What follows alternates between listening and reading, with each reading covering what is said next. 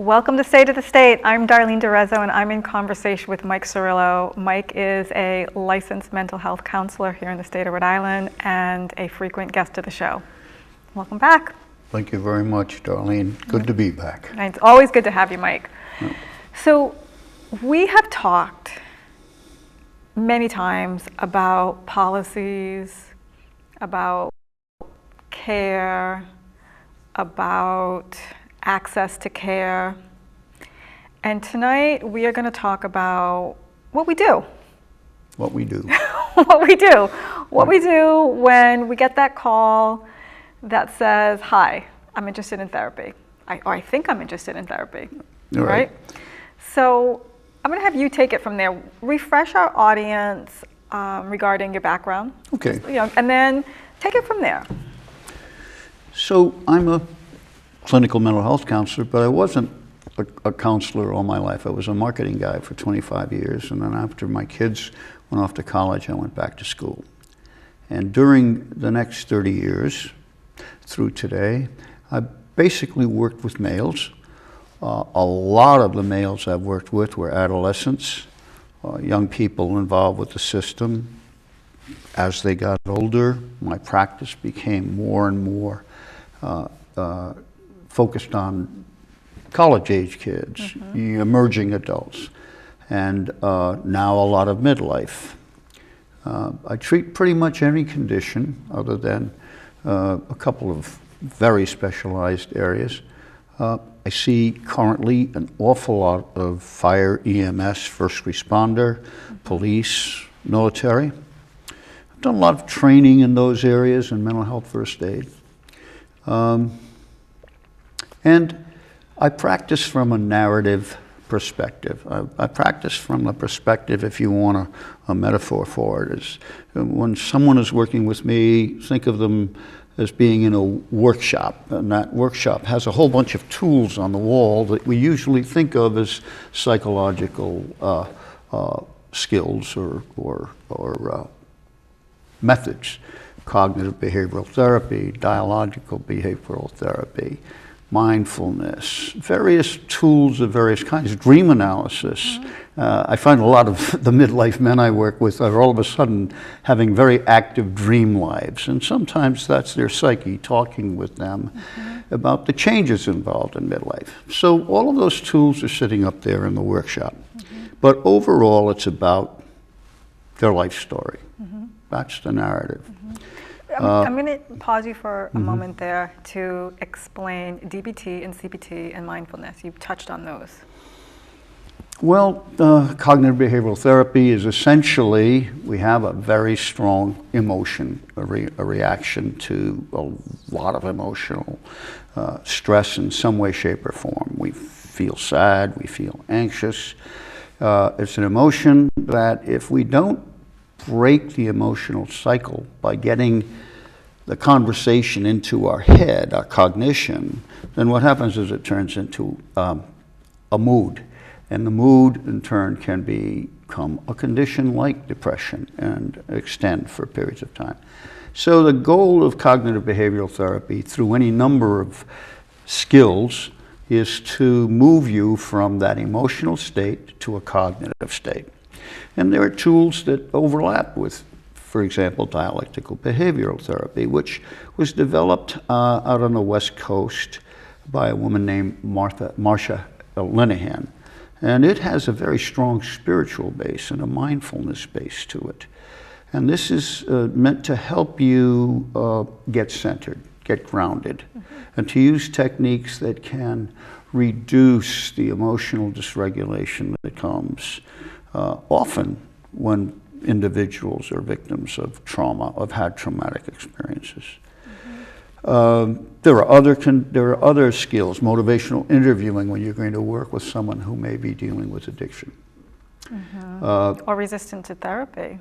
Or resistant to therapy. So one of the sort of symptoms of a mental health issue is that you often don't know that you have a mental health issue, right? Well, this is true. And so one of the key elements of narrative therapy is well, you mentioned once you get this phone call. Well, what happens next? What's the barrier to getting the phone call to begin with, aside from system availability or insurance? Well, there are three basic things that happen when someone encounters or experiences a mental health challenge, however intense. One of the barriers to seeking treatment is stigma. Stigma, especially in my experience with men. Men feel that they need to be able to tough it out, to stuff it, to manage it, okay? Stigma. And stigma always originates externally. There may be stigma in the work environment. That's one of the things that happens with fire EMT, you know, and with the military. This is I'm supposed to be tough. I'm supposed to be able to handle these things that I see every day. Another barrier is fear of the unknown. I've never felt this way before. What's going on here? Or in some cases, it's the projection from the person who's observing the mental health challenge, and that in turn triggers some reactivity. So you have these barriers. So essentially, in my practice, certainly, the vast majority of people come in who absolutely don't want to be there. That is not their favorite thing to do. They've been told by their boss or their spouse or a good friend, or a parent sending a child and to the treatment. younger kids, you've got a problem. Okay, there's something wrong with you, is what they've heard. That's what they've interpreted. Stigma. So here's the way I take them in. This is, you know, it's not a whole lot different in those first few minutes of a session than it is in the first few minutes when you're a sales and marketing guy. You gotta develop an immediate relationship if you can, and then build on that into a treatment alliance, a partnership that's going to help solve these problems. So what I usually tell them is, so when you get here, it's not about what's wrong with anybody. It's about how we stay emotionally well through the usual and sometimes unusual challenges we face in life. You know, the death of somebody is a challenge. It isn't something that's normatively developmental, like I mentioned with midlife guys, or the adolescent stage. That's normative development. And there are usual challenges to that may need some help, some perspective perhaps. So it's not going to be about what's wrong with anybody, okay?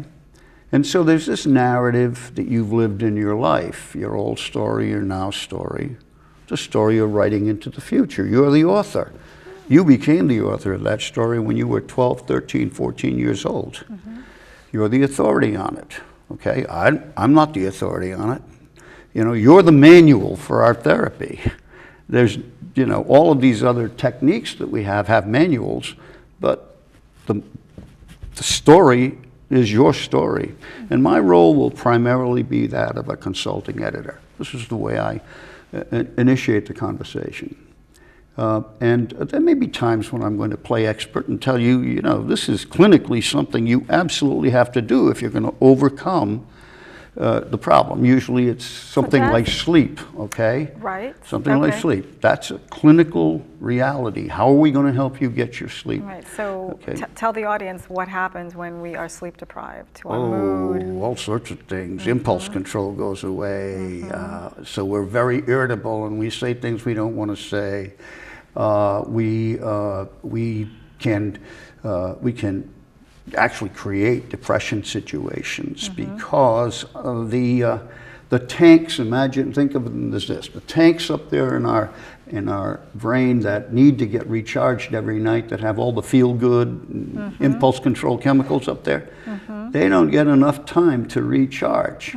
Our brains detox while we sleep, so to speak. And the brains can do that as well. So that's sort of one of the basic questions. How are you doing with your sleep, and how are we going to help you fix it? So we do an assessment So we can explain that to our audience too. When someone comes in, we look at their sleep, the quality of their sleep, quality of their relationships. We take a family history. In regards to sleep in children, I will ask parents, if I am admitting a child into the practice, about their sleep and the quality of the sleep, because a child can present as very hyperactive and impulsive if they are not getting good quality sleep, and we don't want to end up misdiagnosing them, right? So the assessment's a really interesting thing. In the narrative approach I use, the assessment is more or less, well, I do need to find out what's in the family gene lottery, so I'm going to do a genogram, and I'm going to try to find out whether Uncle Joe had a severe anger management problem, was mom or grandma or aunt, did the aunt have a lot of anxiety, and so forth. Addiction Where's the in ADHD in the family? Is there addiction in the family? Is there, so all of that. we know about intergenerational trauma, right, and legacy trauma. Let's hop back over to you playing expert. So taking note of sleep, and you said you'd also interject, on occasion. So sleep being one area. So aside from that, there may be other things as I develop a relationship with them that may be very specific and clinical in nature. But the first thing they have to do is have an understanding of how this will work and how we set the stage for them to get by the stigma. Because until they get by the stigma, they've got a real barrier. Okay, so we'll talk about this narrative, the old story, the now story, and the new story, but then we'll talk about, within that narrative, there's always a trouble theme. Otherwise you wouldn't be sitting here, Joe. You don't want to be here, right? So we look at this trouble theme, and there's a couple of things that are really important about it. They have, that trouble theme has special characters in it. And we're going to call those characters problems. And I want you to think about them as characters in the stage. Okay. And remember that you're not the problem. The problem's the problem. It might be something you won in the family gene lottery. It may be a substance. It may be someone else's use of a substance. Or it may be, as you pointed out, legacy trauma in some way, in the language you use. Something that happened that maybe the substance is partnering with to really complicate your life, okay? So it's really important that we not let you be the problem. We can't let you identify yourself as the problem. It can't become your identity, because how do you struggle with the problem if it's in that close? I mean, if you were in a boxing ring, the referee would separate you from it because you can't really struggle effectively. It's the same idea. Now you'll notice I use metaphors a lot. Well, that's because that works with these guys. And that and diagrams. Okay, their dads taught them how to make sure they didn't freeze up a straight six engine because he showed them how that engine worked. And then he started making sure there was oil in the engine. So at least in terms of my experience working with men, it's very helpful to use tools like that. So if you can identify the problems, you name them. You name them. You call them whatever you want to call them. If that trauma is something you cannot talk about directly, let's come up with a name for it. Well, what's the name? I have one guy who calls it back then. That's it. Whatever you want to talk about back then, that's all we talk about. So for example, so how do you think back then is involved in all of this stuff we're dealing with today? Okay, what do we need to know about back then that we can make sure it isn't going to impact your future in a negative way? So if you name the problem, you claim responsibility for your end of your relationship with the problem, and you'll tame it. Name it, claim it, tame it. Otherwise it tames you. One of the examples I give them often to make them understand the way, or help them understand the way this work will progress, is when we talk about addiction. And I'll say to them, so who addicts whom? Who, I'm sorry? Who addicts whom? Do you addict the substance, or does the substance addict you? And then we talk about the Latin meaning of addiction or addict, which has to do with enslavement. Oh, tell us. Based on a 4th century BC myth of a Greek myth of a slave called Addictus, who was set free by his master, but could never let go of the shackles because he had been enslaved and he wasn't yet comfortable to get rid of it. So in reality, it's the substance that addicts the person. Therefore, I'm not going to let you call yourself an addict, okay? How are we going to fight the substance if you think you are a person that names yourself or accepts a name like that? That's a pretty stigmatizing name, right? With a person who's been molested. One of the common phrases is damaged goods. You find this often, I'm sure, with your women clients. Well, that's not going to help anyone struggle with the problem or see themselves as empowered enough to get beyond the trauma, beyond the victimhood, so to speak, and begin to see themselves as a survivor and capable of surviving. Yeah, I haven't had any clients refer to themselves as that, actually. However, we do talk about negative cognitions and negative beliefs about ourselves as a result of, trauma or, the way family dysfunction. Right. So. And so they don't call themselves damaged goods. It's the external source of stigma that has given them that idea. And that stigma always, whatever kind of stigma, I use that as an example, but whatever that stigmatizing influence is, it always starts out as external to the person. And then it penetrates to the core. It becomes self-stigma. I characterize that as the SS, the invader Nazi, right? So that Nazi gets in there and starts sabotaging the relationship between your ground of being, your spiritual center, your true your self, notion of God. Right? And it sabotages that relationship and gets between you, the person you are today, and the person you would like to become, the person you want to be true to. And so we have to overcome that stigma. We have to find ways, and we do that with naming appropriately. You get to name it. Traditions throughout history and across all cultures give a special place to naming, and naming is having power over it. If you can name it, you have power. You read some of the biblical stories, the story of Jacob at the river wrestling with God or the angel of God, and he wants to know that guy's name. The guy says to him, "Who are you to ask me for my name? I'm going to name you." And he names him Israel. And he goes on beyond that. That's a really classic case of it.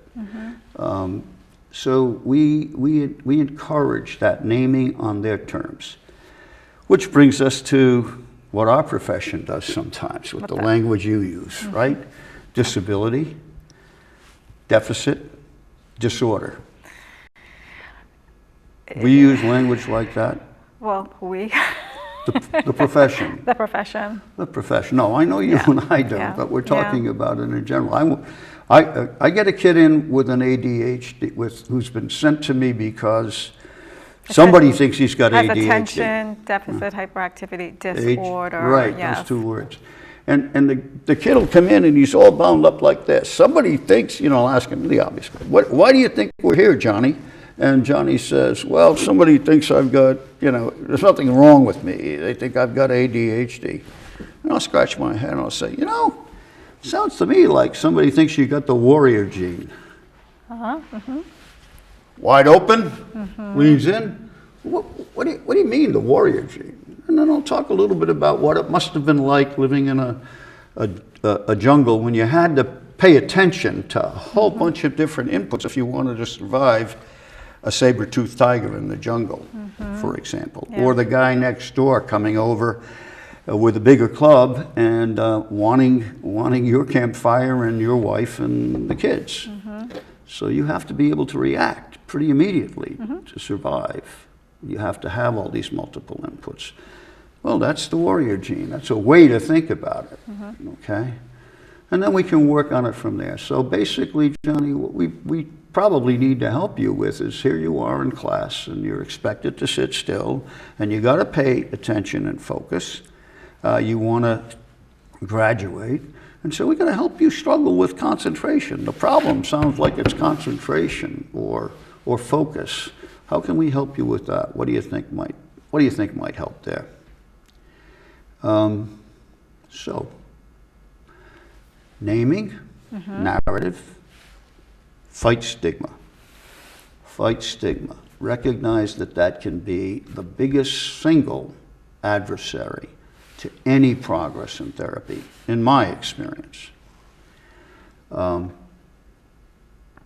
are a lot of other things that are kind of interesting to develop. And along the way, we're developing rapport. You want to tell our audience a little bit about how we develop rapport?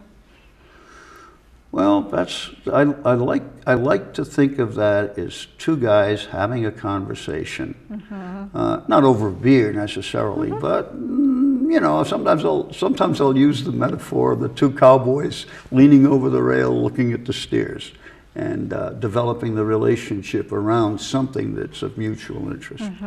And of course, what's mutually interesting for the two of us is the situation. We're both trying to help each other problem solve. It's as much your treatment process as it is mine. You're as responsible for our success as I am. That's in part because, or a whole part, because you're the expert on you, okay? So the treatment alliance you're talking about, that technical term we got in graduate school, is probably, it may be the most important element, regardless of the tools you use, regardless of what. That's what the studies say. You know, schools, absolutely. So when we talk about one of the tools, okay, when I'm dealing with someone like a survivor of this, men who've were at the station fire. I recently had 3 referrals from guys who had never been in treatment. 20 years, almost 20 years since the station fire. Okay, and when they come in and we start talking, it's always about empowerment in any case. And usually, if you give them as many opportunities to make choices as possible. In the case of these guys, these heroes, who are daily walking, running right at the trouble, while everybody else is. Exactly, so brave to be running towards the fire. And it's intense, and it's all the time. They never know when that bell's going to go off.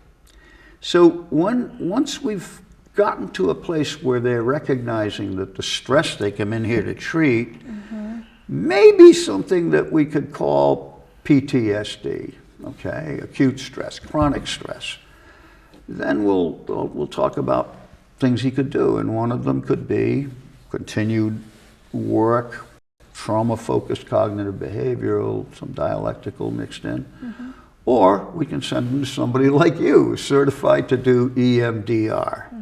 And this is a wonderful capability. And which one do you want? I tell them a little bit about the one or the other, and we'll send them to somebody who's an expert. If we can find you. Well, and clients can do both. They can go to you, that's right, talk it out, have the narrative, rewrite their stories, whatever it is. Then they come to me specifically for EMDR. So talk about EMDR. That would be eye movement desensitization and reprocessing. Right. This was developed in the 1990s by a woman named Francine Shapiro, who was a therapist. She got some pretty devastating news regarding her health. And she, as the story goes, was walking in a park and sat down on a bench and started watching a tennis match, thinking about the news that she had just received. She's watching the ball go back and forth, and she's realizing that she's becoming less and less distressed. Okay, so the story goes that she then had dinner with a colleague and friend and said, I'd like to tell you about this and try this out on you. And she started practicing and developing this technique that is very widely researched and supported for acute and chronic trauma. And I will do an assessment, family history, talk about goals, take an inventory or make a list of traumatic events in one's life and go through each event, whether chronologically or most impactful to least impactful, or we'll figure out a way to approach each event. And then my client sits, we sit sort of like we're sitting, like two ships passing in the night. And I can use a wand, I can use my hand, I can use vibrational tappers, and we hold, or my client will hold, an image from the event that is the most frightening or worst part, a negative cognition that they've developed about themselves. I am helpless, I am unsafe, I am worthless, I am unlovable, whatever it might be. The emotions that they're feeling when they bring to mind this incident and the sensations in their body. And then we'll work. Now, I don't know if we know exactly how EMDR works. We know that it has something to do with REM sleep. I explain it to my clients as kind of breaking up and rewiring stuff that got stuck in there that was not processed. And I will have them either follow my hand or hold the tappers, and they'll feel these sensations, left, right, left, right.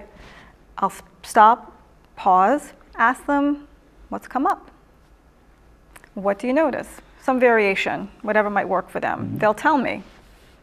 And we go from there again with the eye movements or the tapping. Yeah. And it works for children. I have children that I see and adults. It works for me. It worked for me. You had the experience of EMDR, yeah. Let me tell you the story. And that's... And we have 3 minutes. So. 3 minutes, okay. All I can tell you is that it was 911 related. And I began to realize I'd begun to develop a fear of flying. And every time a plane flew over my house, I happened to be on a flight path, I'd look up and I would see the second plane going into the building. And so my doc said, why don't you try this? And it worked. The other reason I know it works is a man I have very high respect for. Interesting guy, kind of eccentric like most of us are in this business. Elliptical would be one way to describe it. And it's Dr. Bessel van der Kolk. Oh yeah, Bessel I've van der studied with Kolk. him. Bessel van der Kolk, I met him the first time in 1992 when he had just begun to work on this. But what he does is brain scans. And he has he's assessed EMDR. He has located the part of the brain that post-EMDR treatment is revitalized. When a major trauma happens, an area of the brain actually atrophies a bit, and sometimes a lot more than a bit. So EMDR does work. It works. It absolutely works. And it's wonderful that you do it. I just wish there were a whole bunch more people who did it, because it's really hard to find someone who works with some of the kinds of cases I find myself with. And that works with children. And it works with children very well. So I do. I see children, adolescents, and adults. And we are down to less than a minute. So I'm going to have you share something with the audience. You can talk into camera 1 there. It works. Therapy, think of it this way. Therapy is not a whole lot different than going to a chiropractor if you've got a muscle problem. You get a bit of an adjustment. You are partners with the guy or the woman that's helping you do this. And why not? We're all about connection, and sometimes we need human connection that we can trust, that's private, where we can address the fears we have that may be born of stigma, may be born of something that happened to us at 10 years old that wasn't a very pleasant thing, that's been with us for our whole life. Walk through the door, pick up the phone. Thanks. So I like that about connection. We're going to leave it at that. So thank you for watching. I am Darlene DeRezzo. You can find us on social media, Instagram. Our new account is State of the State RI.